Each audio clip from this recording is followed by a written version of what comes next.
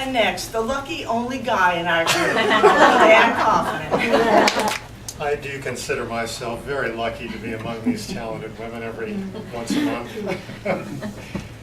Thank you all for coming tonight and for supporting local poetry. Is that better? Yes. Okay. In the future, when humanity sends its representatives towards the stars, along with the necessary scientists and engineers, I hope that poets will also be considered. The day the earth stood still. I watched the movie New Year's Eve, that tip point when habituates can turn.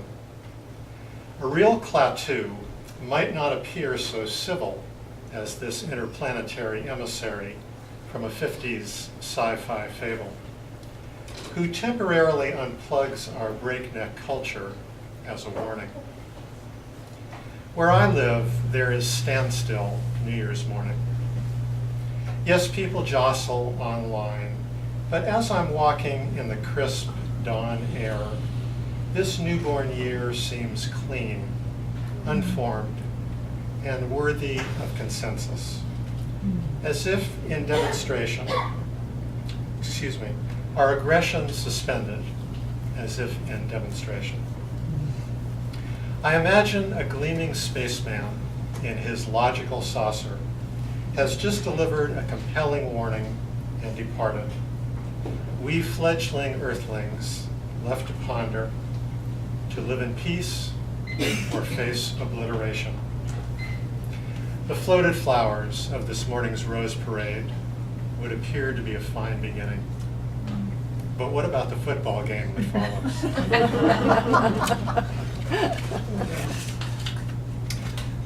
This is called hatchery. My brother is no longer a 20-year-old Noxzema-nosed lifeguard at the municipal pool where I swam after summer camp.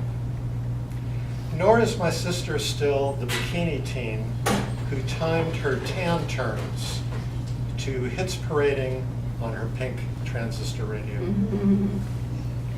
In their 70s now, both have outlived spouses. July high pressure overheats the week they visit me. 66 myself and subject to wilting. I swim some early laps and plan our AC sightsee day.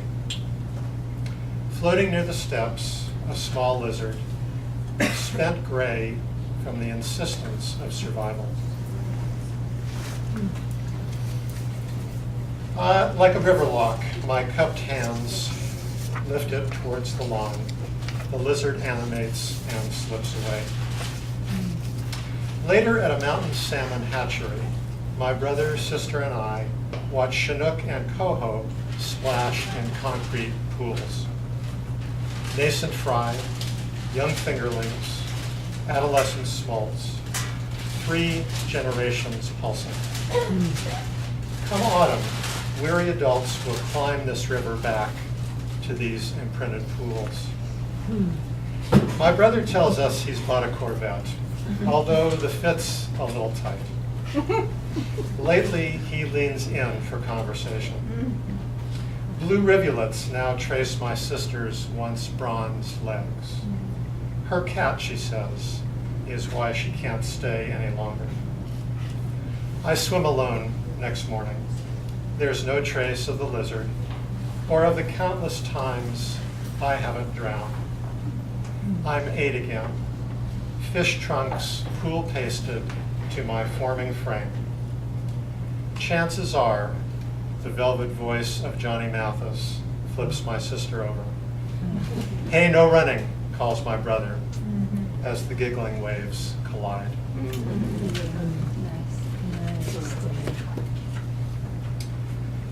Poetry often proves medicinal. Sometimes it has recreational value as well. S-L-O-U-G-H. The word you want is slew, I say, returning Michael's poem. But is it? My certainty's adrift and listing. This potent Ashland passion has scrambled my eggs, and now my friend is passing me the joint again. I know of Slew, I expound, from Ionesco's story of a healthy man's precipitous decline, a character whose consciousness deserts him in a metaphoric muddy ditch. Oh, you mean muddy ditch, Michael digs, the very term his poem used. But despite my buzz, I'm life-bet sure that muddy ditch won't do. No Slew, I insist, convinced my poet wiring still firing that the right word is always worth the reach. Look, Ionesco's standard was precision, I slur, then run on that S-L-O-U-G-H can also be a different word that rhymes with tough and means to shed with nonchalance. The two of us dissolve in laughter. Wiping his eyes, Michael manages, let's go over this tomorrow when we're lower. And this strikes each of us as apt. To Ionesco, then, we toast as I relight the roach. Thank you all very much.